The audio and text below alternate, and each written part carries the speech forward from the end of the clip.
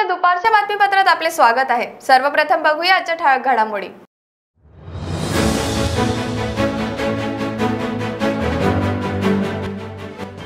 Petrol डिझेलचे दर पुन्हा वाढले। इंधन दरवाढीमुळे सामान्य माणसाच्या खिशाला बसणार कात्री।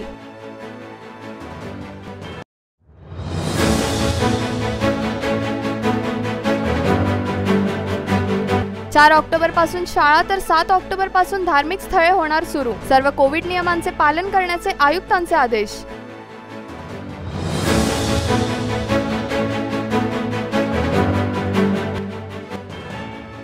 आणि पुन्हा एकदा महावितरण कर्मचाऱ्यावर ग्राहकाद्वारे हल्ला।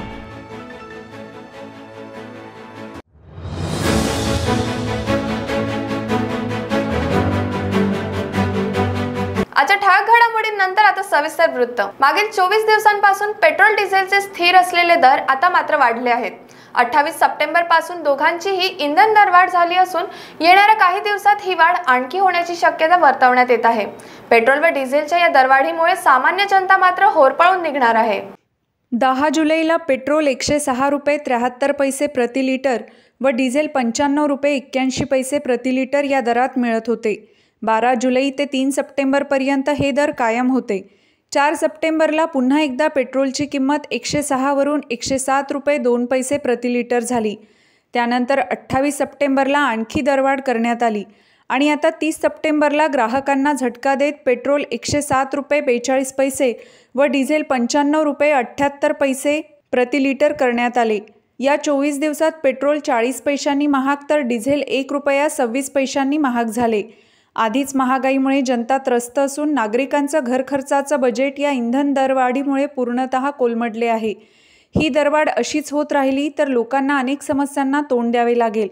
त्यामुळे शासनाने या वाढत्या महागाईकडे लक्ष देऊन सामान्यांचं आयुष्य सुखकारक करावं अशी मागणी जनतेने केली आहे।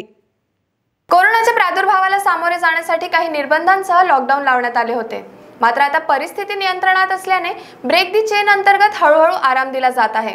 राज्य सरकारने जारी केलेल्या मार्गदर्शक सूचनांनुसार 4 ऑक्टोबर पासून शहराच्या हद्दीत शाळा सुरू करण्याचे आदेश जारी करण्यात आले असून सध्या 8वी ते 12वी पर्यंत शाळा सुरू होतील।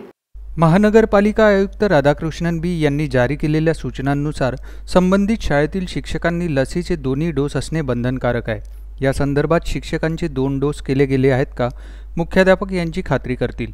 लसीकरणासाठी मुख्याध्यापकांना महापालिकेच्या आरोग्य अधिकाऱ्यांशी संपर्क साधून मोहीम स्वरूपात संबंधित सर्व लसीकरण करून घेण्याच्या सूचनाही देण्यात आल्या आहेत। सूचनांनुसार ज्या शाळेत शक्य असेल तिथे विद्यार्थ्यांचे तापमान नियमितपणे तपासायचे आहे। तेथे आरोग्य क्लिनिक सुरू करावे, तसेच शक्य असल्यास इच्छुक डॉक्टर किंवा पालकांची मदत घ्यावी। सर्व शाळांना आरोग्य केंद्राशी संलग्न करावे लागेल। हेल्थ क्लिनिकमध्ये स्थानिक आरोग्य केंद्रांमध्ये तैनात डॉक्टर आणि परिचारिकांची मदत घेण्याच्या सूचनाही देण्यात आल्या आहेत। त्याचप्रमाणे महानगरपालिका आयुक्तांनी 7 ऑक्टोबरपासून नियमांचे काटेकोरपणे पालन करून धार्मिक स्थळे उघडण्याचे आदेशही जारी केले होते। धार्मिक आणि प्रार्थना स्थळांवर मास्क लावणे आणि सामाजिक अंतर पाळणे बंधनकारक असेल। संबंधित ट्रस्टला थर्मल स्कॅनिंगची व्यवस्था करावी लागेल। ज्यांनी लसीचे दोन्ही डोस घेतले असतील त्यांनाच धार्मिक स्थळांमध्ये प्रवेश करावा लागेल। 18 वर्षांपेक्षा कमी वयाच्या मुलांसाठी लसीकरण सुरू झाले नसल्याने धार्मिक स्थळांमध्ये प्रवेश करताना अशा मुलांच्या वयाबाबत प्रवेशद्वारावर कागदपत्रे दाखवणे बंधनकारक असेल। एका डॉक्टरने आपल्या डॉक्टर मित्राकडून रुग्णालयातील साहित्य खरेदी करण्यासाठी 25 लाख रुपये उधारी घेतले असून वारंवार मागणी करूनही रक्कम परत केली नाही। अखेरीस पीडित डॉक्टरांनी पोलिसांकडे तक्रार केली असता जरीपटका पोलिसांनी डॉक्टर महेश गंगाराम कृपलानी काटोल रोड रहिवासी यांच्या तक्रारीवरून गुन्हा दाखल केला आहे। आरोपी doctor Rajesh Tulshiram Baghe Priyadarshini colony civil लाईन्सचे रहिवासी असल्याचे सांगण्यात आले आहे। पोलिसांनी दिलेल्या माहितीनुसार डॉक्टर बघे कामठी रोडच्या 10 नंबर कल्वर्टवर वेनिस रुग्णालय चालवतात। तक्रारदार डॉक्टर महेश देखील जरीपटका येथील कृपलानी हॉस्पिटल चालवतात। 10 वर्षापूर्वी बघे मदन हॉस्पिटलमध्ये कामाला होते। याच काळात कृपलानी यांची ओळख झाली, मैत्री घट्ट झाली आणि दोघांमध्ये घरगुती संबंध बनले। एप्रिल 2020 मध्ये बघे यांनी कृपलानी यांना आर्थिक संकटाची माहिती दिली। त्यांना सांगितले की हॉस्पिटलसाठी काही साहित्य विकत घ्यावे लागेल, यासाठी 25 लाख रुपयांची गरज आहे आणि संपूर्ण रक्कम 90 दिवसात परत करेल। कृपलानी यांनी बघे यांच्यावर विश्वास ठेवून 25 लाख रुपये दिले होते। बदल्यात बघे यांनी 3 चेक पण दिले होते। 3 महिन्यांऐवजी 6 महिने उलटले पण बघे यांनी रक्कम परत केली नाही। कृपलानीने त्याचे पैसे मागितल्यावर त्याने विलंब करण्यास सुरुवात केली. म्हणूनच कृपलानी यांनी दिलेले चेक बँकेत जमा केले, पण बघे यांनी तीनही चेक देयक रिलीज न करण्याचे बँकेला सांगितले होते. शेवटी अस्वस्थ होऊन कृपलानी यांनी या प्रकरणाची EOWकडे तक्रार केली. तपासानंतर EOWने जरीपटका पोलीस स्टेशनमध्ये गुन्हा दाखल केला असून पोलिसांनी डॉक्टर बघे यांना अटक केली आहे. वीज बिलाची थकबाकी वसूल करणाऱ्या महावितरणाच्या चमूवर हल्ल्याच्या घटना फार वाढत आहेत. खापरी पोलीस ठाण्याअंतर्गत एका महावितरणाच्या कर्मचाऱ्यावर एका ग्राहकाने चाकूने हल्ला केला. मात्र कर्मचाऱ्याने कसे तरी स्वतःला या हल्ल्यापासून वाचवले. आरोपी विरुद्ध पोलिसात गुन्हा दाखल करण्यात आला असून त्याला अटक करण्यात आली आहे. सेलू उपविभागाचे वीज कर्मचारी छगन बागडे यांनी थकबाकी असलेले वीज बिल वसूल करण्यासाठी ग्राहक संदीप उदानचे घर गाठले. त्याच्याकडे 3 महिन्यांचे वीज बिल थकीत होते. बागडे यांनी त्याला बिल जमा करण्याची विनंती केली, पण संदीपने वाद घालण्यास सुरुवात केली, शिवीगाळ सुरू केली आणि नंतर अचानक चाकू काढून त्यांच्यावर हल्ला केला. कसा तरी त्याने स्वतःला वाचवून पळ काढला. माहिती मिळताच कार्यकारी अभियंता स्वप्नील गोटमारे, सहाय्यक अभियंता धम्मदीप जीवतोडे, उपकार्यकारी अभियंता मनोज खोडे यांनी पोलीस ठाणे गाठून आरोपींविरोधात गुन्हा दाखल केला. पोलिसांनी विविध कलमांखाली गुन्हा दाखल करून आरोपीला अटक केली. सातत्याने वीज बिल गोळा करणाऱ्या आणि वीज कनेक्शन तोडण्याची कारवाई करण्यासाठी जाणाऱ्या टीमच्या कर्मचाऱ्यांवर प्राणघातक हल्ले होत आहेत. भाजपचे आमदार कृष्णा खोपडे यांनी ऊर्जामंत्री नितीन राऊत यांना प्रश्न केला आहे की वीज कामगारांना बिल काटेकोरपणे गोळा करण्याचे आदेश दिले जात आहेत, वसुलीचे लक्ष दिले जात आहेत, पण त्यांच्या सुरक्षेची व्यवस्था का नाही? कर्मचाऱ्यांचा जीव धोक्यात येत आहे. वीज खात्याची तिजोरी भरण्यासाठी ज्या कर्मचाऱ्यांच्या जीवाला धोका असून त्यांना पोलीस संरक्षण देण्याची जबाबदारी ऊर्जामंत्री आणि या सरकारची आहे. बनावट आधार कार्ड तयार करून रजिस्ट्री दरम्यान मूळ मालकाच्या बदल्यात अन्य व्यक्तीला रजिस्ट्रार कार्यालयात उभं करून शेत विकण्याचं प्रकरण पुढे आलं आहे.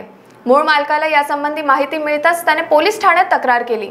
या प्रकरणी अटक होण्याची शक्यता ओळखून शिवशंकर वंजारी व मदन भारती द्वारे अटकपूर्व जामीन याचिका न्यायालयात दाखल करण्यात आली. अभियोजन पक्षानुसार कैलास मेश्राम याची पारशिवनी तालुक्यात बनपूर इथे शेत आहे. एक दिवस अचानक त्याला माहीत झाले की त्याच्या नावाचा आधार घेत कोणीतरी त्याचं शेत विकून खरेदी करणाऱ्याचं नाव नोंदविण्यासाठी निवेदन दिलं आहे. कैलासने यासंबंधित चौकशी सुरू केली असता त्याला त्याच्या नावाचा आधार घेत बालशंकर मिश्रा या व्यक्तीला त्याचं शेत विकल्याचं निदर्शनास आलं. कैलास बालशंकरला भेटला असता त्याने सांगितले की शिवशंकर वंजारी नावाच्या व्यक्तीने ही खरेदी विक्री केली आहे. ही माहिती मिळताच कैलासने शिवशंकरची भेट घेतली व त्याला जाब विचारला. मात्र शिवशंकरने यास नकार देत दुसऱ्याच व्यक्तीच्या नावावर खापर फोडलं. विशेष म्हणजे कुठल्या तरी अनोळखी महिलेलाही रजिस्ट्रार कार्यालयात शेती विकणाऱ्याची बायको म्हणून उभं करण्यात आलं होतं.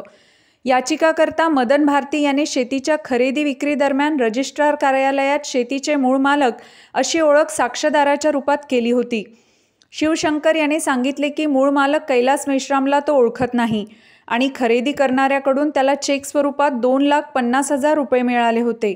बँकेतून काढून त्याने त्वरित ते विकणाऱ्याला दिलेही होते. खरेदीच्या व्यवहारात मिश्रा याने त्याला जबरदस्तीने 5 लाख रुपये दिले होते, तेही त्याने परत केले होते. न्यायालयाने मात्र जोपर्यंत दोघांनाही ताब्यात घेऊन विचारपूस करत नाही तोपर्यंत या प्रकरणी निर्णय देण्यास नकार दिला.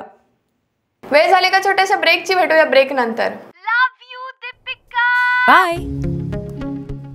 सब जानना चाहते हैं मेरा फेवरेट कलर, मेरा फेवरेट डेस्टिनेशन, मेरी फेवरेट डिश, पर कोई ये नहीं पूछता कि फेवरेट डिश मैं बनाती कैसे हूँ. अरे यार, जिसे टेस्टी खाना पसंद है वो अच्छे टेस्ट तक पहुँच ही जाता है. सुरुचि मसाले, खाने में हो रुचि तो घर लाइए सुरुचि. अपने सपनों की उड़ान भरने की इच्छा तो हर किसी की होती है, पर पंख भी तो मजबूत होने चाहिए जो देता है flywheel aviation academy. Flywheel aviation academy एक ऐसा इंस्टीट्यूट है जहां पर एयरलाइंस एंड एयरपोर्ट हॉस्पिटैलिटी और टूरिज्म मैनेजमेंट, साथ ही यहां campus interview, guidance by industry expert, practical training at airport, expert faculty, personal grooming जैसे कई सारे बेनिफिट्स आप पा सकते हैं। Flywheel aviation academy, 1 degree, 3 job opportunities। Flywheel aviation academy gives you a degree or diploma with a job। Flywheel aviation academy, 365 Gandhinagar, LAD college square, beside Karnataka bank, Nagpur. Break नंतर आपले स्वागत आहे। महामेट्रोचे प्रबंध निदेशक डॉक्टर ब्रिजेश दीक्षित यांनी म्हटले की महामेट्रो आपल्या गुणवत्तेसाठी नागपुरात प्रसिद्ध आहे। त्यामुळे मेट्रोच्या सर्व अधिकारी व कर्मचाऱ्यांनी ही गुणवत्ता कायम टिकावी म्हणून प्रयत्न करायला हवे। मेट्रो भवनाच्या सभागृहात आयोजित क्वालिटी कॉन्क्लेव्ह 2021 मध्ये डॉक्टर दीक्षित महामेट्रोच्या सर्व अधिकारी, सल्लागार व कंत्राटदारांना संबोधित करत होते। या प्रसंगी बोलताना डॉक्टर दीक्षित म्हणाले की मेट्रो अधिकारी कुठलंही सोपं कार्य करण्यासाठी नसून कठीणातलं कठीण काम करण्यासाठी ओळखले जातात। महामेट्रोचे सर्व कार्य गुणवत्तापूर्ण असून डॉक्टर दीक्षित यांनी अधिकारी व कर्मचाऱ्यांना गुणवत्तेसंबंधी सर्व उपाययोजनांना गंभीरतेने घेण्याचा सल्लाही दिला। तसेच एखादी चूक जरी आढळली तरी ती सुधारवण्यासाठी मागे पुढे न बघण्यास सांगितले। पुढे मार्गदर्शन करताना ते म्हणाले की मेट्रो अधिकाऱ्यांद्वारे देण्यात आलेली प्रत्येक माहिती व्यावहारिक असावी। तसेच आपल्याला आता महामेट्रोद्वारे निर्धारित मानकानुसार काम करणे सुरू ठेवावे लागेल, असेही ते म्हणाले। ओबीसी आरक्षणाला घेऊन प्राध्यापक गोविंद काळे, प्राध्यापक लक्ष्मण हाके व बबनराव तायवाडे यांनी मांडलेल्या मताशी मी सहमत असून केंद्र व राज्य सरकार ओबीसी आरक्षणाला घेऊन गंभीर नाही असा आरोप भाजप नेते चंद्रशेखर बावनकुळे यांनी केला। जर सरकारला खरंच आरक्षण द्यायचं असतं तर सुप्रीम कोर्टाच्या निकालाप्रमाणे कारवाई करण्यात आली असती। मात्र 7 महिने होऊन सुद्धा सरकार काहीही करत नसून सरकारला मधला एक गट मुख्य सचिव व मंत्रिमंडळावर दबाव ठेवून आहे असा आरोपही बावनकुळे यांनी केला। सर्वोच्च न्यायालयाच्या निकालाप्रमाणे राज्यामध्ये ओबीसी आरक्षण देण्याकरता इम्पेरिकल डेटा ओबीसी आयोगाने तयार करायचा आहे। याकरता मनुष्यबळ आणि पैसा 28 जुलैलाच राज्य सरकारला ओबीसी आयोगाने मागितलेला आहे। या प्रस्तावावर मुख्य सचिवांनी सही केली नाही, राज्य मंत्रिमंडळात हा प्रस्ताव चर्चेला आला नाही आणि त्यामुळं प्राध्यापक गोविंदजी काळे आणि प्राध्यापक लक्ष्मणजी हाके, माननीय बबनराव तायवाडे यांनी राज्य सरकार गंभीर नाही, राज्य सरकार हे ओबीसी आरक्षण टाळताय असा आरोप केलेला आहे। आणि ही वस्तुस्थिती आहे। जर राज्य सरकारला आरक्षण द्यायचं असतं, ओबीसी आरक्षण द्यायचं असतं तर सुप्रीम कोर्टाच्या निकालाप्रमाणे कारवाई केली असती।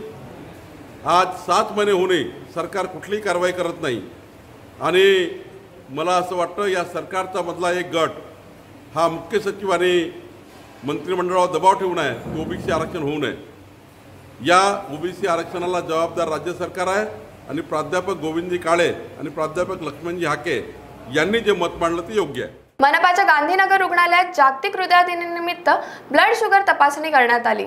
नागपूर महानगरपालिका व rotary club of Nagpur rotary district तर्फे या शिबिराचं आयोजन करण्यात आलं होतं।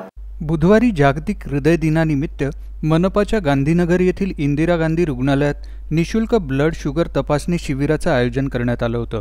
शिबिराचं उद्घाटन उपमहापौर मनीषा धावडे यांच्या हस्ते पार पडलं।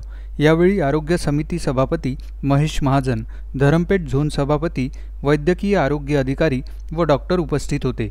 या शिबिरात नागरिकांची निशुल्क ब्लड शुगर तपासणी करून त्यांना मार्गदर्शन करण्यात आलं। तसेच हृदयरोग दिनानिमित्त हृदयाची काळजी कशी घ्यावी याविषयी तज्ज्ञांतर्फे सखोल माहिती देण्यात आली। हृदयाला रक्तपुरवठा कमी झाल्यामुळे राज्यातील नागरिकांमध्ये होणाऱ्या मृत्यूचे प्रमाण लक्षात घेता स्टेमी प्रकल्प राबवण्यात येणार आहे। या प्रकल्पाच्या माध्यमातून हृदयविकाराचा झटका आलेल्या रुग्णांना गोल्डन आवरमध्ये उपचार देऊन त्यांना जीवनदान देण्यात येणार आहे।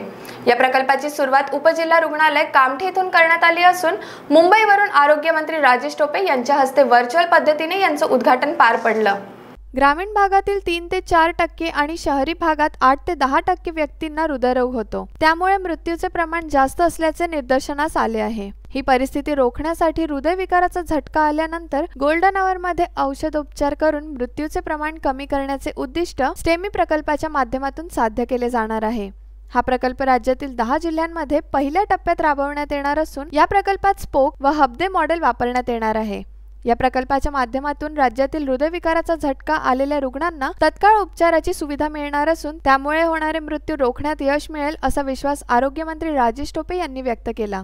तर वीकेबी मराठी न्यूज मध्ये एवढंच। पुन्हा भेटूया काही नवीन घडामोडींसह। बघत राहा वीकेबी न्यूज। नमस्कार।